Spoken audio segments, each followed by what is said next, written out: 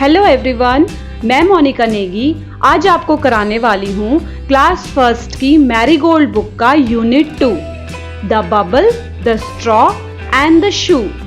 सबसे पहले मैं आपको बता दूं, बबल का मीनिंग होता है बुलबुला। जो बुलबुला हम साबुन से बनाते हैं, कुछ उसी तरीके का बुलबुला। और स्ट्रॉ का मतलब है यहाँ पर पाइप, जिससे हम जूस पीते हैं। और शू का मतलब जूता। तो इन तीनों की एक कहानी है, ठीक है, एक स्टोरी है। Now listen and enjoy this story. अब मैं आपको लाइन बाय लाइन ये पूरी स्टोरी समझाऊंगी और साथ ही साथ हम इसके वर्ड्स मीनिंग भी करते रहेंगे। Now let's start. Once upon a time there lived a bubble, a straw and a shoe. एक समय की बात है, एक बबल यानी कि बुलबुला, एक स्ट्रॉ यानी कि एक पाइप और एक शू यानी कि एक जूता, तीनों रहते थे। One day they went into the forest. एक दिन वो तीनों साथ में फॉरेस्ट गए। फॉरेस्ट मतलब जंगल, जंगल में गए। They came to a river. वो एक रिवर यानी कि नदी के पास पहुंचे। They did not know how to cross it. अब वो इस नदी को क्रॉस करना चाहते थे, मतलब इस नदी को पार करना चाहते थे, बट वो नहीं जानते थे कि किस तरीके से इस नदी को क्रॉस किया जाए, यानी कि इस नदी को पार किया जाए। The shoe said, "Bubble, let us float on you."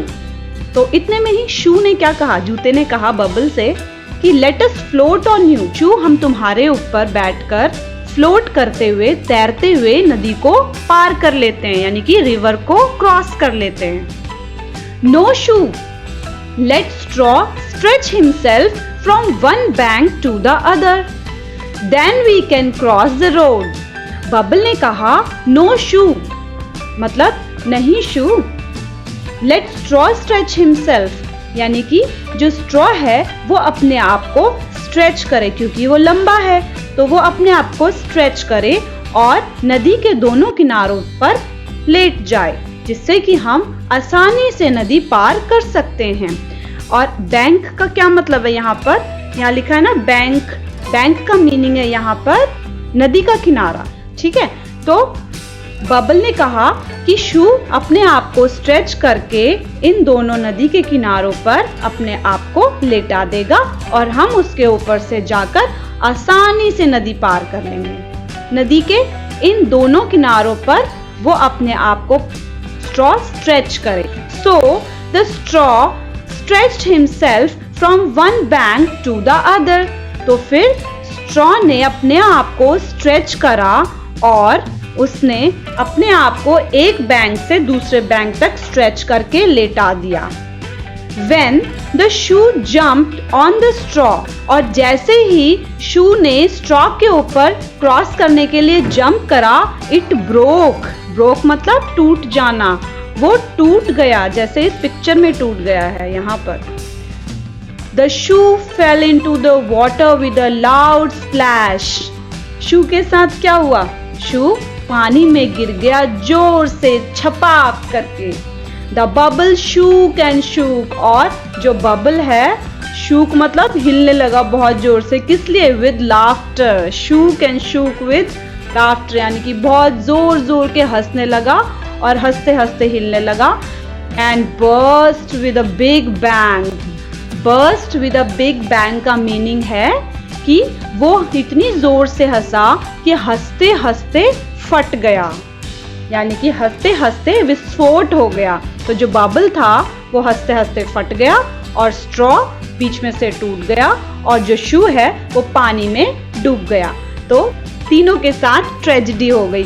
और क्यों हुई, क्योंकि वो एक रिवर को क्रॉस करना चाहते थे और उनसे रिवर क्रॉस नहीं हो रही थी। तो बस यहीं तक ये कहानी थी, ये स्टोरी थी। अब हम करते हैं न्यू वर्ड्स, जैसे कि हमने साथ में न्यू वर्ड्स भी करे हैं ऊपर, बट एक बार फिर से हम इसको रिवाइज कर लेते हैं। नंबर 1 है बैंक। बैंक मैंने आपको बताया था, बैंक मतलब नदी का किनारा।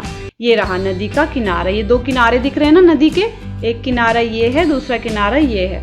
तो जो नदी का किनारा होता है उसे हम बोलते हैं बैंक ऑफ रिवर। नेक्स्ट है बबल। बबल मतलब बुलबुला, ये जो बुलबुला यहाँ दिख रहा है ना जो बर्स्ट हो गया, जो बबल्स बुलबुले जो हम निकालते हैं साबुन से बनाते हैं, या फिर वो जो आता है ना एक बबल वाला फुलफू करके उड़ाने वाला, वो वाले बबल, उसी बबल की यहाँ पे बात हो रही है। नेक्स्ट है बर्स्ट, बर्स्ट मतलब फट जाना, विस्फोट हो जाना। नेक्स्ट है क्रॉस, क्रॉस मतलब पार करना, यहाँ पे नदी को पार करने की बात हो रही है, क्रॉस करने की। रिवर, रिवर आपको पता है, अभी मैंने बताया था नदी। नेक्स्ट है शू, शूज तो आपको पता ही है, जूते। फिर है स्प्लैश, स्प्लैश का मतलब छप्पा, जब पानी में कोई गिरता है या कोई जंप करता है पानी में तो बहुत सारे छींटे निकलते हैं और आवाज आती है ना छप्पा करके, तो उसे ही स्प्लैश बोलते हैं। तो आज के लिए बस इतना ही, अब मिलेंगे नेक्स्ट वीडियो में। Thanks for watching and please do subscribe to my channel and press the bell icon for latest updates.